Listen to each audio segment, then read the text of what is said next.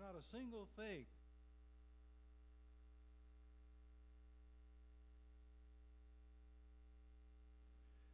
Have you ever tried to hide from God?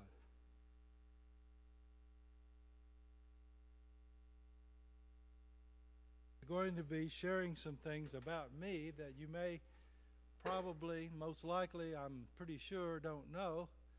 And some of it is good and some of it is not so. But we're going to start out and we're going to close with the same psalm. Psalm 20. I shall read it to you. May the Lord answer you in the days of trouble. May the name of God of Jacob protect you. May he send you help from the sanctuary and give you support from Mount Zion. May he remember all your offerings and regard with favor your burnt sacrifices. May he grant your heart's desire and fulfill all your plans. May we shout for joy over your salvation, and in the name of our God set up our banners. May the Lord fulfill all your petitions. Now I know the Lord saves his anointed. He will answer him from his holy heavens with the saving might of his right hand. Some trust in chariots and some in horses, but we trust in the name of the Lord our God. They collapse and fall, but we rise and stand upright. O Lord, save the king. May he answer when we call.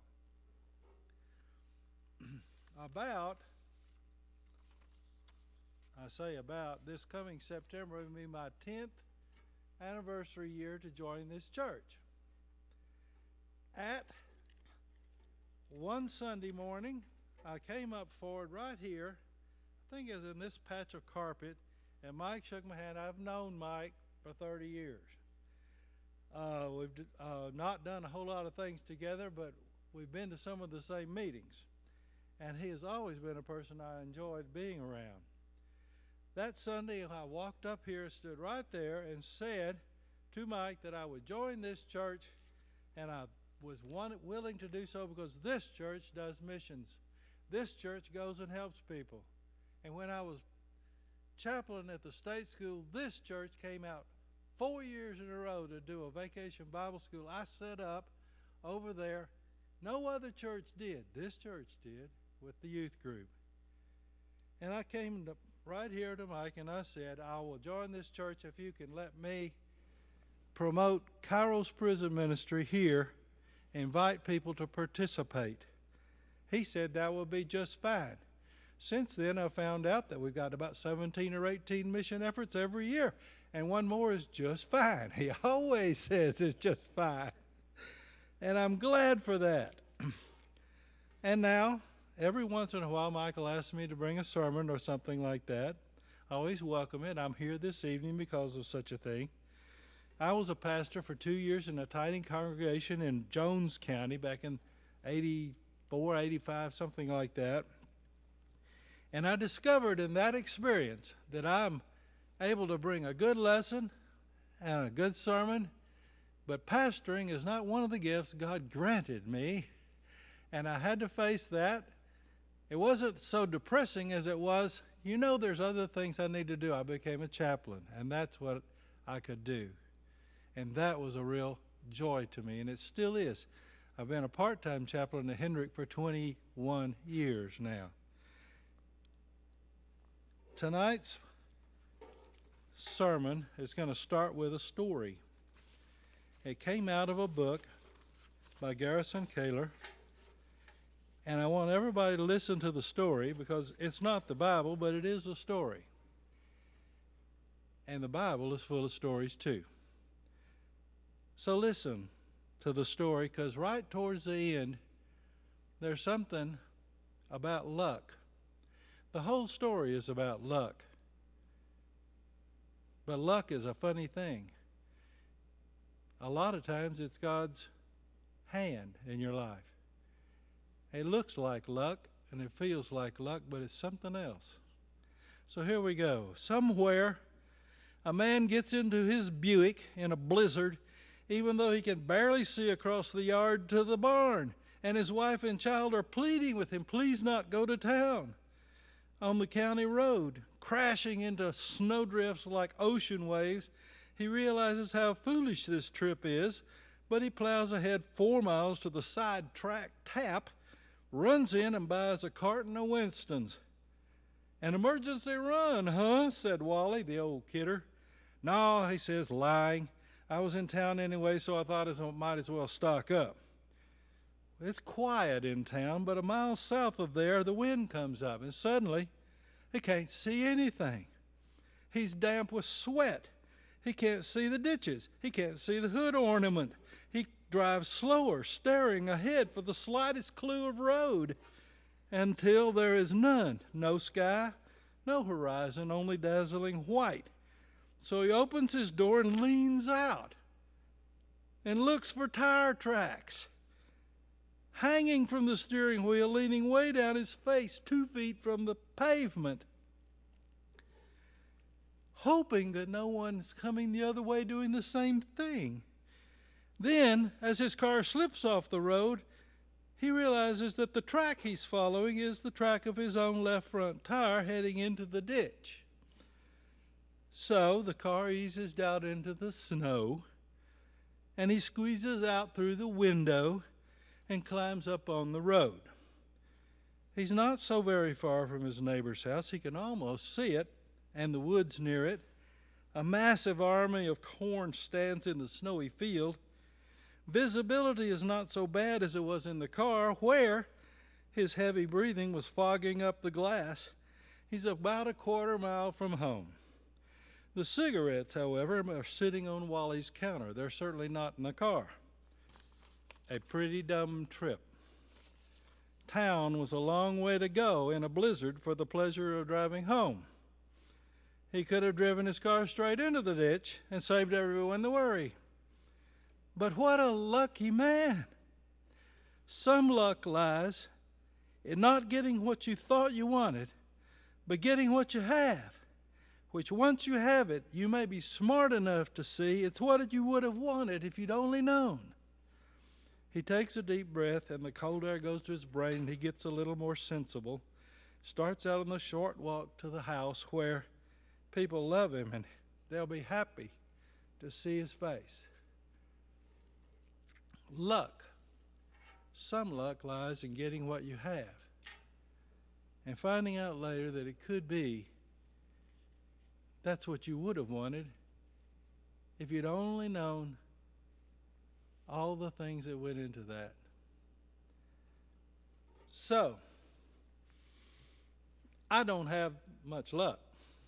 I don't have the kind of luck where you buy a lottery ticket and you win $1,000.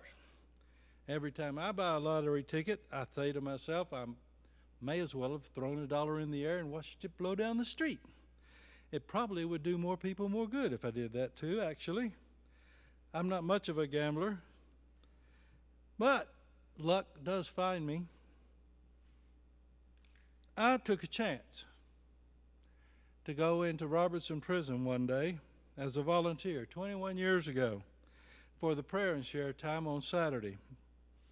It seemed mighty chancy. I didn't know what kind of perfidious human beings were lurking there. I played my luck, though, and sauntered through the main gate with a friend on each side of me. With determination stronger than any kind of faith, I went into the prison schoolhouse where there were 65 men singing hymns. I felt like there was a fog that started to close in. It got to where I couldn't hear as well. It seemed like my senses were numb for some reason. I was sure that was a dumb decision to try doing that. Prayer groups were followed, and a small talk happened. We got to know each other. The fellow on my left seemed to be Hispanic, but he had so many tattoos I couldn't tell what, but he did speak Spanish, so I guess he was Hispanic. I experienced a little deafness and all that, and everything seemed foggy and distant. I took a chance, you might call it luck, relying on luck. Turned out to be God's will, did it not?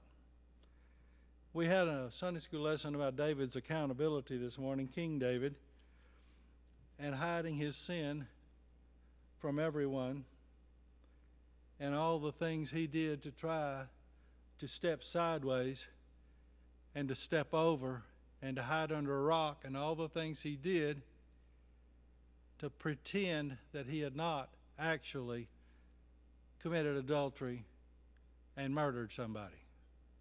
But that's what he did.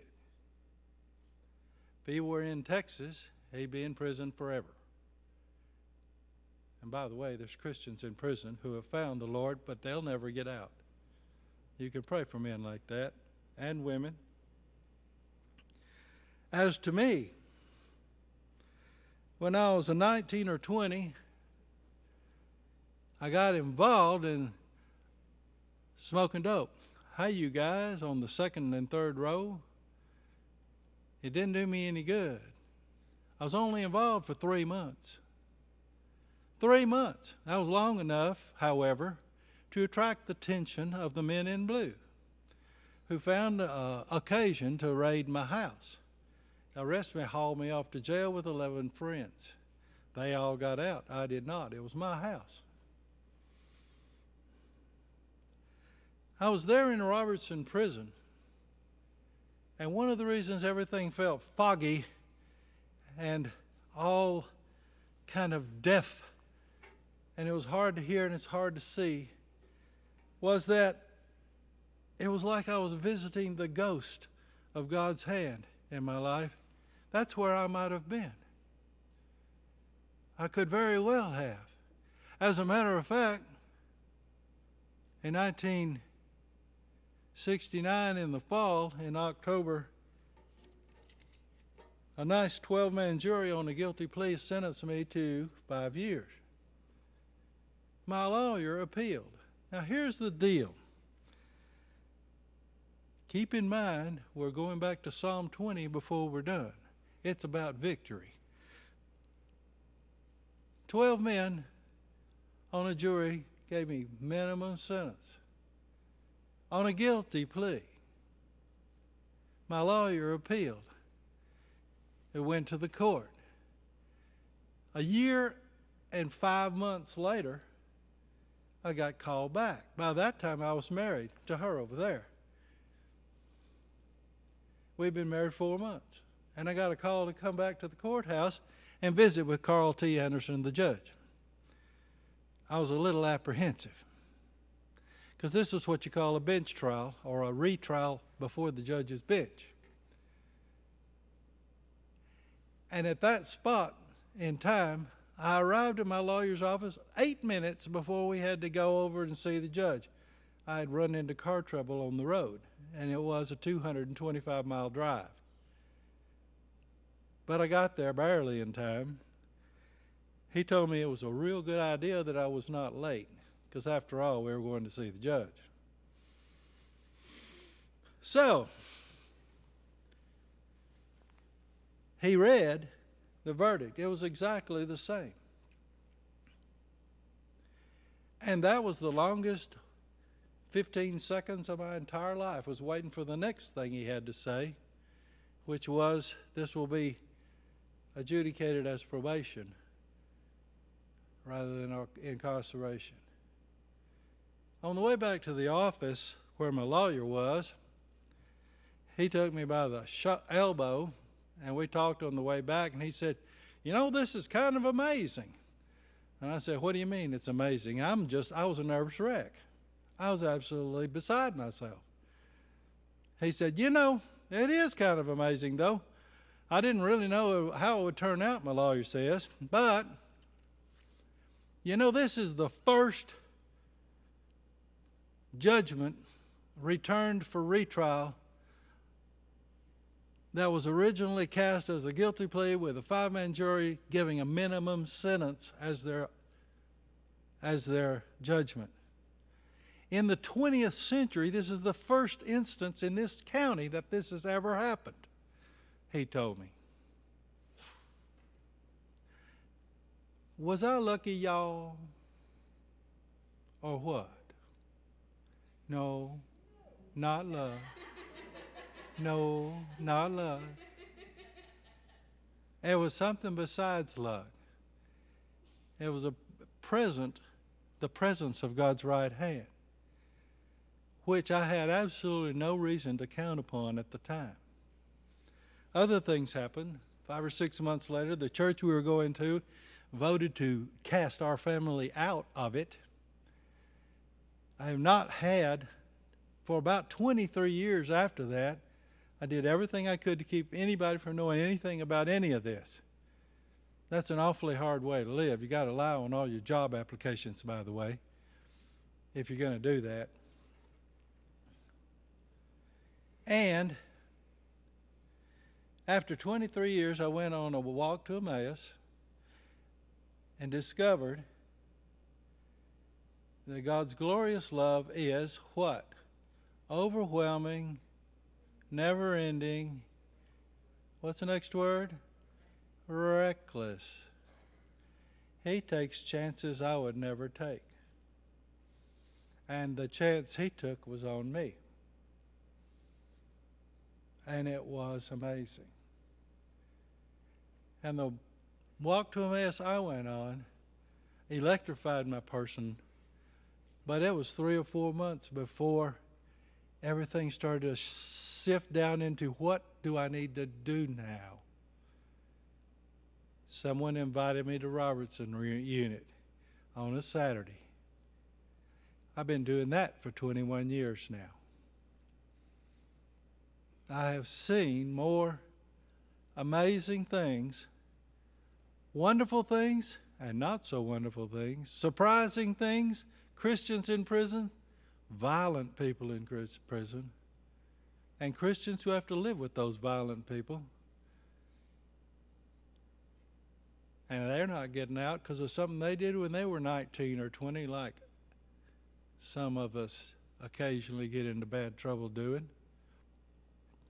They'll not get out ever. But they're Christians now. And they're trying to live as well as they can under God's leadership. So we go out there once a month to give them encouragement.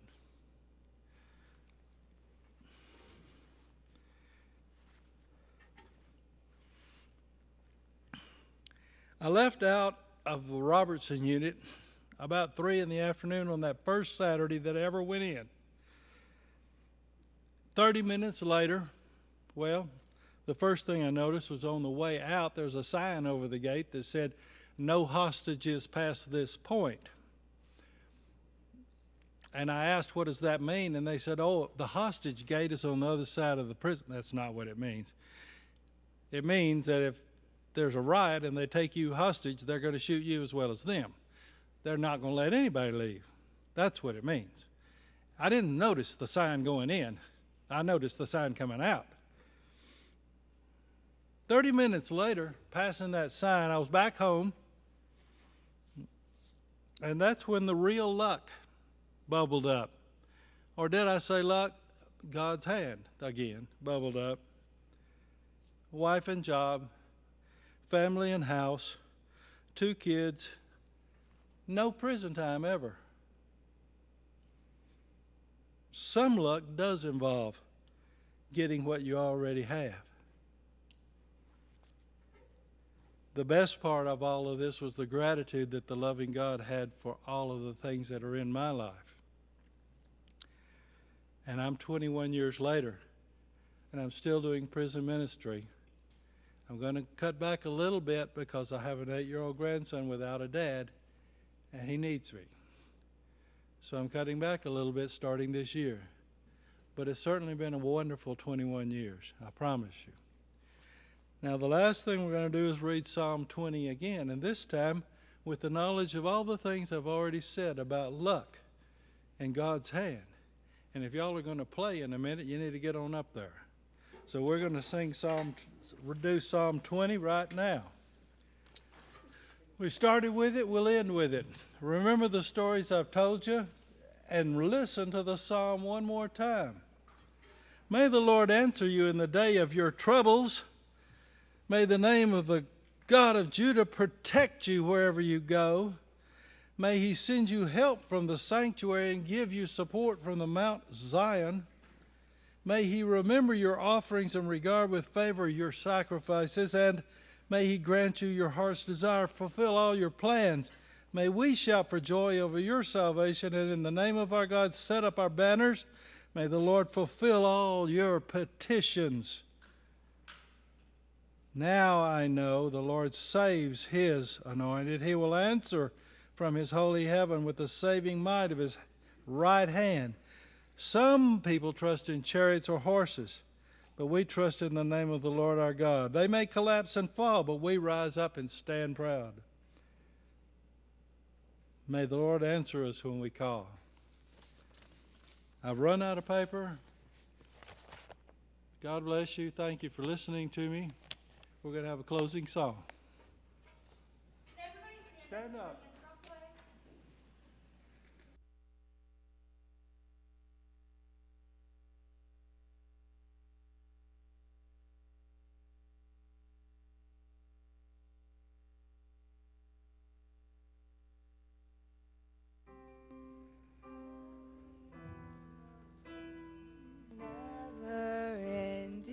Reckless love of God, and oh, it chases me down, fights till I'm found, leaves the 99.